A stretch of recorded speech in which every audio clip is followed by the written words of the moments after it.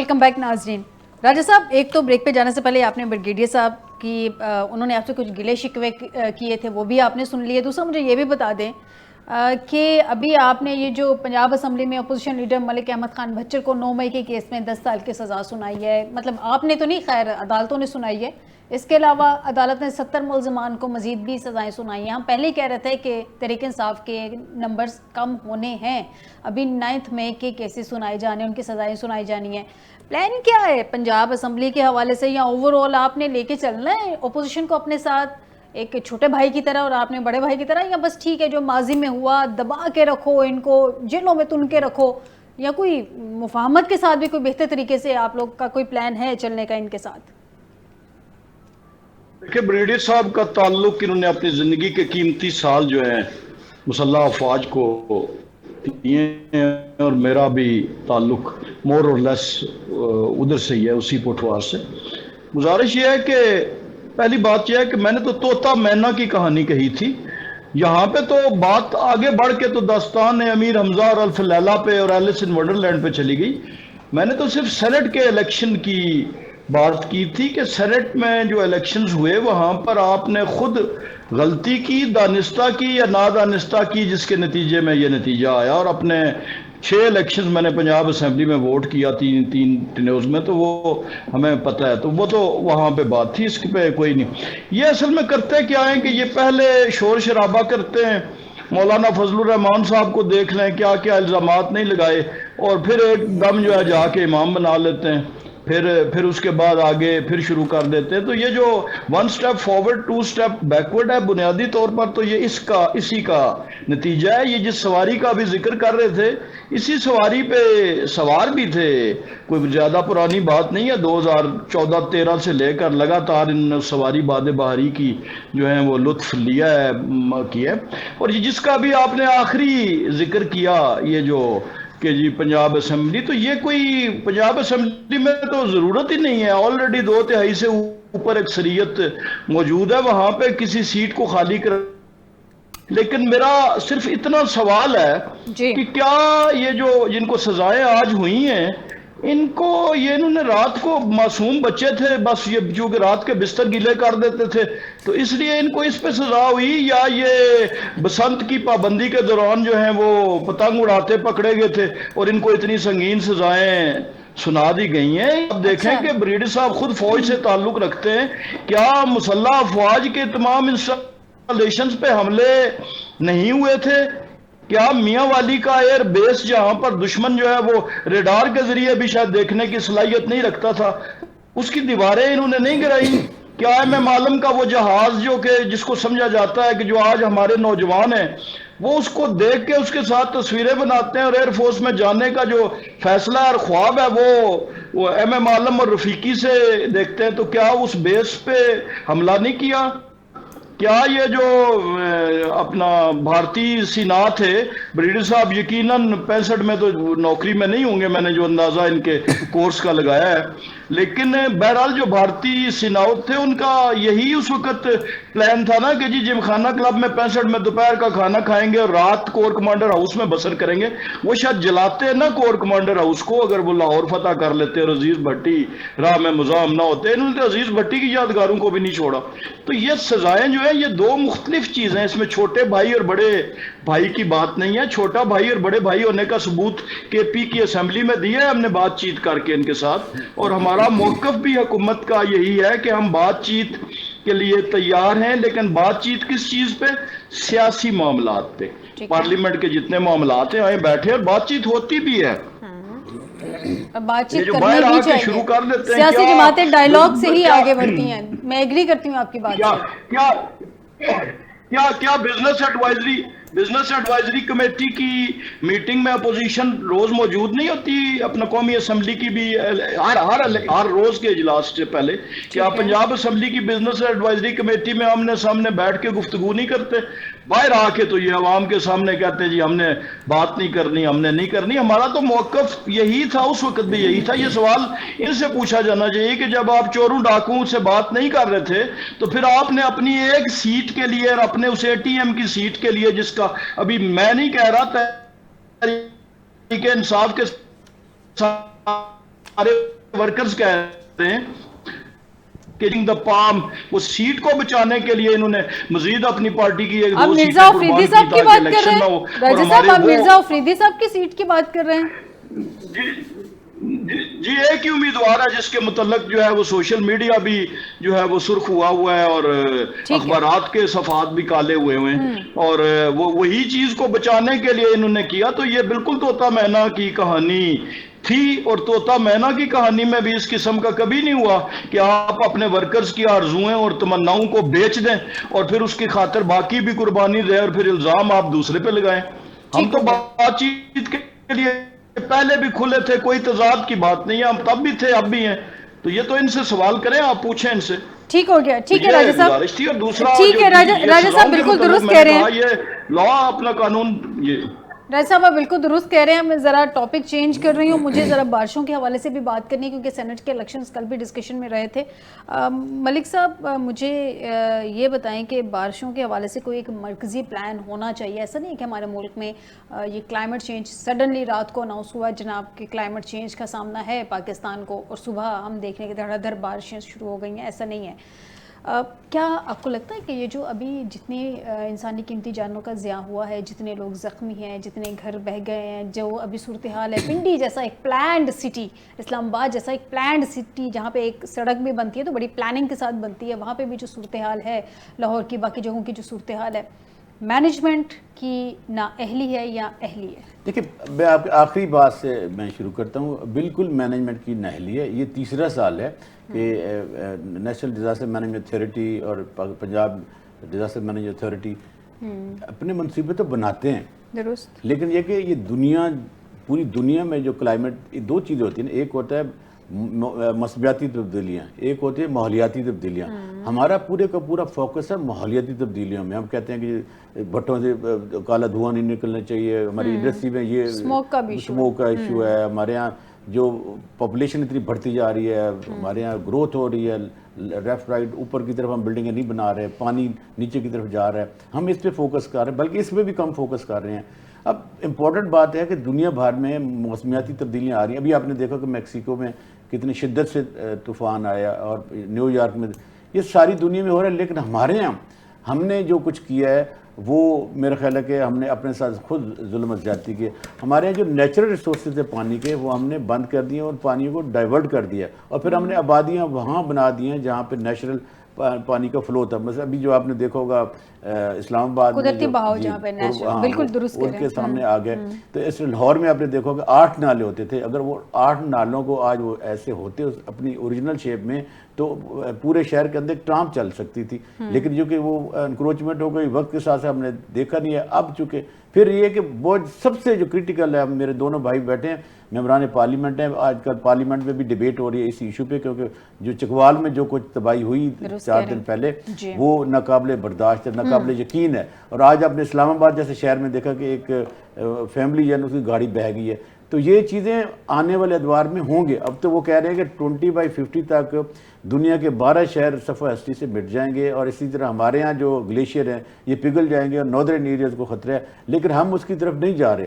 پیسہ بھی مل رہا ہے ہمارے ہاں. بلیو کریں جو پیرس میں کانفرنس ہوئی تھی 4-5 مہینے پہلے، ہمارے جو لوگ گئے تھے، بالکل آن ریکارڈ بات ہے، وہ سیر سپاٹا کر کے واپس آ گئے ہیں. انہوں نے دنیا سے کچھ نہیں دیکھا.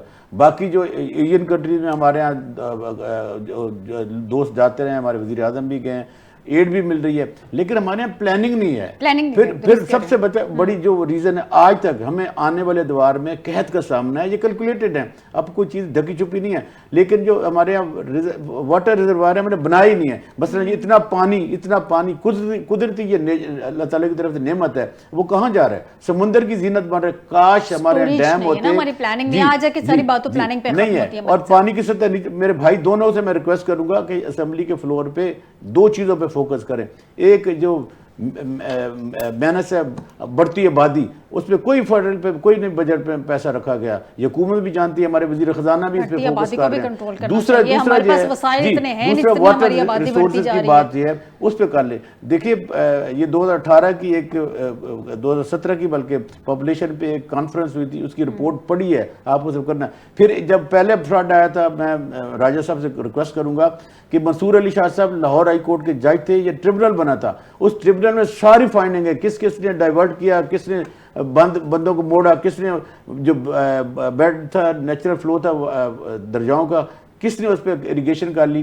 یہ سارے کے سارے ذمہ داریوں کا تعین اس رپورٹ میں ہے. 900 صفحوں کی رپورٹ ہے, تو اگر وہ اس کو منگوا لیں. لیکن یہ کہ مٹی نہیں ڈالی, کیونکہ اب پانی پانی پانی آپ کو بہا کے لے جائے گا. اب سر پہلے آتے تھے دیہاتوں میں فلڈ, اب اربن فلڈ جو ہے نا وہ یہ بڑے ڈینجرس ہیں. بالکل صحیح ہے. میں برگیڈیئر صاحب سے جانتی ہوں. برگیڈیئر صاحب مجھے یہ بتائیے کہ چکوال کی ابھی انہوں نے ریفرنس کوٹ کیا, پنجاب کے اندر ہم نے دیکھا, چکوال کے اندر, آج ہم نے پنڈی کے اندر دیکھا.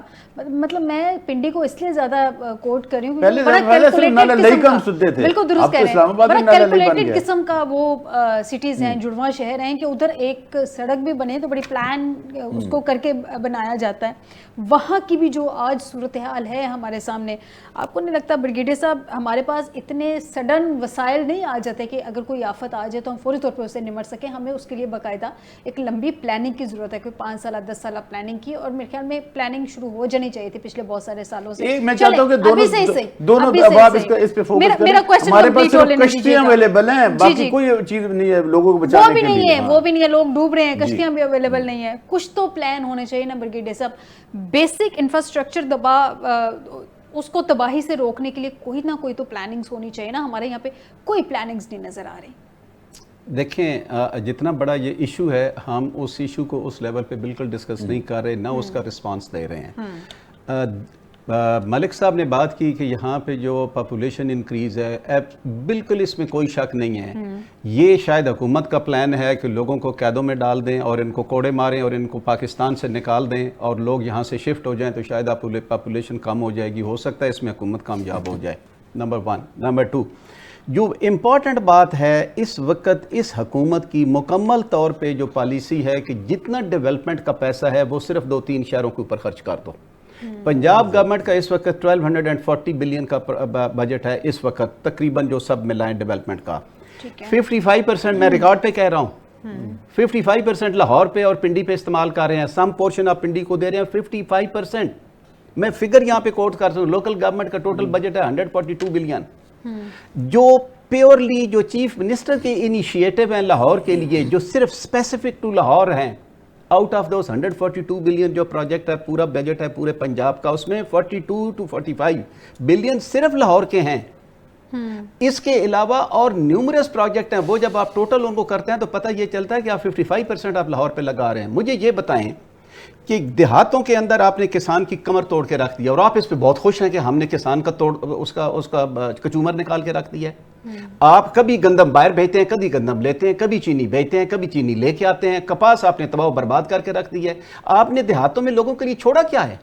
صرف یہ ہے کہ بے نظیر انکم سپورٹ پروگرام آپ کو دے دیں, صرف یہ ہے کہ آپ کو 3000 4000 بنا دیں, نئی لسٹ بے نظیر انکم سپورٹ پروگرام کی. آپ دیہاتی کو دے کیا رہے ہیں؟ جتنا بجٹ ہے وہ آپ خرچ کر رہے ہیں اربنائزیشن پہ. Government is having a criminal neglect by a rapid growth of the urban areas. یہ کرمنل نیگلیکٹ ہے. میری گزارش صرف اتنی سی ہے, میں نے فلور کے اوپر بھی کہا ہے کہ مہربانی کریں آپ یہاں پہ 1200 نہیں, آپ 2400 خرچ کر دیں. آپ ایک جب پورے کا پورا پنجاب جو ہے وہ 2-3 شہروں کے اندر وہ کنسنٹریٹ ہونا چاہتا ہے, آپ کتنی پلاننگ کر لیں گے؟ جو پنڈی کے اندر پلاننگ ہوئی ہے, یہ سارا آپ کا فارسٹ ایریا تھا. صحیح کہہ رہے ہیں. قمر الاسلام صاحب کتنا دور رہتے ہیں اس فارسٹ ایریا, کیا آواز انہوں نے اٹھائی ہے وہاں پہ کہ اس کو بند کریں؟ اس کے تو پارٹنر یہ سارے لوگ ہیں اس کرائم کے, جو ہیومینٹی کے خلاف کرائم ہو رہا ہے ان پنجاب.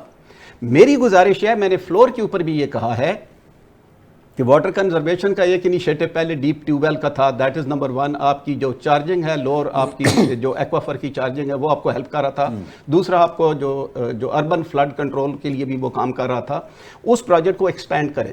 یہ سوسائٹیوں کا حصہ ہونا چاہیے, ہر پلاننگ کا یہ حصہ ہونا چاہیے. That is number 1. نمبر 2, میں نے یہ گزارش کی ہے فلور آف دی ہاؤس کے اوپر کہ آپ کم از کم پورے پنجاب کے ساؤتھ میں، سینٹر میں، نارتھ میں جہاں پہ مناسب سمجھتے ہیں کم از کم 8-10 لاکھ آبادی کے شہر جو ہیں وہ پلان کریں.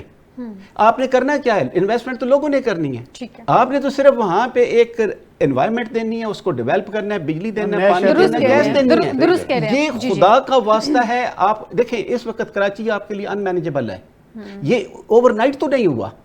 آپ کبھی جناب رینجر لگا رہے ہیں، کبھی آپ ایلیٹ لگا رہے ہیں، کبھی ایلیٹ پلس لگا رہے ہیں، کبھی فلانی لگا رہے ہیں، اور اینڈ ریزلٹ کیا نکل رہا ہے؟ کراچی بدامنی کا شہر بن چکا ہوا ہے. آپ کنٹرول کر سکیں؟ آپ کی سامنے آنکھوں کے سامنے لاہور بن رہا ہے، اور یہ مائنڈ سیٹ بدلنے والی ہے. یہ بنے گا. میں اس بات کا جواب میں راجہ صاحب سے لے لوں. Therefore there is a need کہ آپ اس ریپڈ اربنائزیشن کا جو پروسیس ہے مہربانی کر کے اس کو روکیں. یہ سارے کا سارا جو 24 گھنٹے کا ہے نا کہ آپ ساتھ دینے کے لیے تیار ہیں. ہم 100% میں نے تو فلور کے اوپر اب کہا ہے. بالکل صحیح بات ہے. میں اس کا جواب راجہ صاحب سے لے لیتی ہوں. راجہ صاحب چلیں اپوزیشن کو ویسے تو پولیٹیکل معاملات میں ساتھ لے کے چلیں نہ چلیں، ایٹ لیسٹ ڈیولپمنٹ کے لیے کچھ پاکستان کی بہتری کے لیے ساتھ لے کے چلیں. ایسے معاملات میں ان کو بھی جو ہے وہ ساتھ ملائیں، مل کے کوئی پلاننگ کریں. ہو سکتا ہے کوئی اچھا آئیڈیا اپوزیشن کی طرف سے آئے، جیسے ابھی بریگیڈیئر صاحب بہت اچھا پلان بتا رہے ہیں. راجہ صاحب میں ایک لائٹر نوٹ میں ایک بات کہنا چاہوں گی. جن دنوں پاکستان بھارت کی جنگ تھی، بھارت نے لاہور میں ایک سمندر دریافت کیا تھا. وہ اس سمندر کی جھلک ہمیں پچھلے دنوں لاہور میں نظر آئی ہے. اس وقت تو خیر میں نے بھی بڑا لاہور میں ڈھونڈا کہ اتنا عرصہ ہو گیا کوئی سمندر مجھے نہیں پتا، کہ میرے نالج میں نہیں ہے کہ لاہور میں کون سا ہے جس کو انہوں نے دریافت کر لیا ہے. لیکن اب وہ بارشوں کے دنوں میں وہ سمندر کی جھلک ہمیں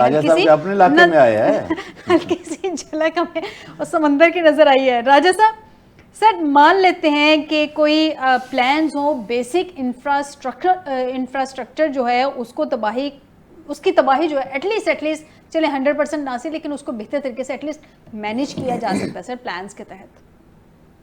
راجہ صاحب یہ بالکل کیا جا سکتا ہے جی. میں بالکل ویلکم کرتا ہوں بریڈی صاحب کی. بہت سی انہوں نے جو اپنا واٹر کنزرویشن کی باتیں کی، اور یہ ایک عام آدمی کا پاکستان میں المیہ یہ ہے کہ وہ کسی شاعر نے کہا تھا کہ کبھی ملبے میں دب گئے اور کبھی پانی میں بہہ گئے. تو یہاں پہ تو یہ ہے کہ وہ جو ایلیٹ کے ایریاز ہیں اور وہ وہاں پہ ان کے لیے تو ان کی کنزرویشن کے لیے سب کچھ کیا جا سکتا ہے. اور میں یہ سیاسی بات نہیں کر رہا، میں سماجی بات کر رہا ہوں. یہ ہماری تمام سیاسی جماعتوں کا یہ المیہ ہے کہ اس میں اس وقت جو ہے وہ لوگ کے جن کے کاروباری مفادات ہوتے ہیں وہ سرکاری فیصلوں پہ اثر انداز ہوتے ہیں. اس میں کوئی شک نہیں ہے، اس میں کوئی دو رائے نہیں ہے. لیکن اب وہ وقت آ گیا ہے کہ ایٹ لیسٹ ہم ماحول کے ایشو پہ، انوائرمنٹ پہ ایشو پہ، اس پہ ہم آپس میں یعنی کہ آپ اس بات سے ایگری کرتے ہیں کہ آپ اپوزیشن کو ساتھ لے کے بیٹھیں گے. بڑی پازیٹیو سی چیز ہے. مجھے ذرا بلوچستان کا ڈسکس کرنا تھا. نہیں ہونی چاہیے اور آپس میں ایٹ لیسٹ ان ایشوز پہ گفتگو ہونی چاہیے، اور بشرطے کہ اپوزیشن یہ کرے. لیکن وہ جو بہت زیادہ کبھی بات ہو رہی تھی وہ لاہور کے سیلاب والا اور سمندر والا، تو وہ سمندر یقیناً آپ نے دیکھے ہوں گے ابھی یونائٹڈ اسٹیٹس میں بڑے سیلاب آئے اور سینکڑوں کی تعداد میں اموات ہوئی وہاں پر. تو وہ کیلیفورنیا میں، لاس اینجلس میں اور دیگر اسی قسم کے سمندر نظر آئیں گے جب حوادث ہوتے ہیں قدرتی، جب چیزیں آؤٹ آف پروپورشن ہو جاتی ہیں. تو اس میں کوئی اتنی بڑی چھتری ابھی ایجاد نہیں ہوئی کہ کوئی اٹھا کے شہر میں لگا لے. میں صرف اس حکومت کی بات نہیں کر رہا، میں کے پی کی بھی بات کر رہا ہوں. جن ریاستوں کا آپ نے ریفرنس دیا نا وہاں پہ ان کے پاس پلاننگ موجود ہوتی ہے، وہ اس کو ریسکیو کر لیتے ہیں. انفراسٹرکچر کو بھی وہ بچانے کی کوشش کرتے ہیں، ریسکیو کرتے ہیں. میرے پاس وقت کی قلت ہے. جی مجھے لاسٹ میں آپ کی جانب آتی ہوں بریگیڈیئر صاحب. مجھے راجہ صاحب ایک اور سوال کا جواب دیتے ہیں ذرا شارٹلی. بلوچستان کا واقعہ آپ کی نظر سے گزرا ہوگا، کیا حکومت اس پہ کیا اقدامات کر رہی ہے؟ بلوچستان گورنمنٹ سے آپ لوگ رپورٹ تو ڈیفینیٹلی لیتے ہی ہوں گے. کیا پلاننگ کیا ہے سردار صاحب کے بارے میں؟ کیوں اس طرح کی باتیں کی جا رہی ہیں کہ سسٹم ان کو جو ہے وہ کیفر کردار تک نہیں پہنچائے گا؟ دیکھیں یہ تو خیر ابھی تک تو ازمپشنز ہیں، یا آپ پہلے ہی اگر اس کو کر دیں تو مناسب نہیں ہے. لیکن یہ ایک شرمناک واقعہ ہے. یہ ایک ایسا واقعہ ہے جس پہ پوری پاکستانی قوم کا سر جو ہے وہ شرم سے جھک گیا ہے. اور یہ کوئی واقعہ یہ نہیں کہ صرف یہی ہوا ہے، اس کے علاوہ بھی لاتعداد واقعات سماج میں وہاں پہ ہوتے ہیں. یہ چونکہ میڈیا پہ اور سوشل میڈیا پہ اس کی ویڈیو بن گئی اور رپورٹ ہو گیا، تو چیف منسٹر بلوچستان نے ایک ریزالو کا اظہار کیا ہے اور ہمیں پوری توقع ہے کہ یہ چونکہ law and order provincial subject ٹھیک ہے ہے، جی، یہ کیفر کردار تک پہنچے گی اور کچھ لوگ اریسٹ ہوئے بھی ہیں. اور بالکل ٹھیک ہے جی، کیفر کردار تک پہنچے گا. شارٹلی عبداللہ صاحب چونکہ دیکھیں یہ لا اینڈ آرڈر نہیں ہے، یہ انسانی تذلیل ہے، یہ انصاف کا قتل ہے، یہ نظام کا قتل ہے. ہمیں ایسے سسٹم کو جڑ سے اکھاڑ پھینکنا ہوگا. جب تک ہم عورت کی ترقی کے محافظ نہیں ہوں گے، عورت کو تحفظ نہیں دیں گے، اس وقت عورت کو اور عورت کی سوچ کو جب تک ہم اپنی پالیسیوں کا حصہ نہیں بنائیں گے اس وقت تک. دیکھیں یہ راجہ صاحب یہ وہ نہیں ہے کہ نظام کی خرابی نہیں ہے، یہ صرف اور صرف اس سوچ کی خرابی ہے. سوچ کی خرابی ہے. گولی چلانے والی کی سوچ کو ہمیں ختم کرنا ہوگا. اور آپ لوگ اس کے لیے پارلیمنٹ کے فلور پہ پلیز آواز اٹھائیں. پارلیمنٹ کے فلور پہ آواز نہ اٹھائیں بلکہ قانون سازی بھی کریں. سرداروں کو بھی کوئی نقص ڈال لیں کہ وہ قتل کا حکم کیسے صادر کرتے ہیں. بریگیڈیئر صاحب کیسے کسی کی سزائے موت سنا کے اس پہ عمل درآمد بھی کروا دیا جاتا ہے، ذرا شارٹلی. میں صحیح بات آپ کو بتاؤں، جب میں نے یہ ویڈیو دیکھی تو جب وہ عورت کھڑی تھی اور میں آنیسٹلی میری آنکھوں کے سامنے وہ ساری زندگی رہے گی. جس ہمت حوصلے کے ساتھ وہ اپنی قتل گاہ پہ اور قتل گاہ پہ کھڑی تھی اور ماشاءاللہ اللہ نے اس کو جو قد اور خوبصورتی دی تھی، میں نے چہرہ تو نہیں دیکھا. میں سمجھتا ہوں جو اس نے ان سرداروں ان مردوں نے جو وہاں پہ کھڑے تھے ان کے منہ کے اوپر اس نے وہاں پہ کھڑے ہو کے ایسا تماچا مارا ہے جو میرا خیال ہے رہتی دنیا تک یاد رہے گا. وہ عورت کو سر برگیڈیئر صاحب عورت کا سامنا ہی نہیں کر پائے. عورت پیچھے سے گولیاں ماری. عورت جس کے ہاتھ میں میری قرآن گزارش پاک صرف تھا، اتنی سی تھی، اس کو اتنے مرد جو ہے میرے خیال میں وہ مرد نہیں تھے، ہجڑے تھے جن کے ہاتھ میں اسلحہ تھا. وہ انسان نہیں تھے، درندے تھے جو ایک نہتی عورت کو اور ایک ایسے مرد کو جس کے پاس کوئی اسلحہ نہیں ہے اس کو اس طرح سے درندگی کا نشانہ بنا رہے ہیں. ناظرین امید کرتے ہیں کہ ہماری وفاق جو ہے وہ بلوچستان گورنمنٹ سے فالو اپ لیتی رہے گی اور یہ واقعی ٹیسٹ کیس ہے اور ہم بھی اس کا فالو اپ رکھیں گے کہ یہ ٹیسٹ کیس جو ہے اس کو کس طرح سے اس ٹیسٹ کو سالو کیا جاتا ہے. پاس بھی ہوتی ہے گورنمنٹ کے نہیں ہوتی ہے. آج کے پروگرام سے دیجیے گا اجازت. بریگیڈیئر ریٹائرڈ مشتاق احمد صاحب، عبداللہ ملک صاحب، راجہ قمر اسلام صاحب کا شکریہ ادا کروں گی مجھے پروگرام میں جوائن کرنے کے لیے. بشرطِ زندگی آپ سے دوبارہ ملاقات ہوگی. اپنا خیال رکھیے گا. اللہ حافظ.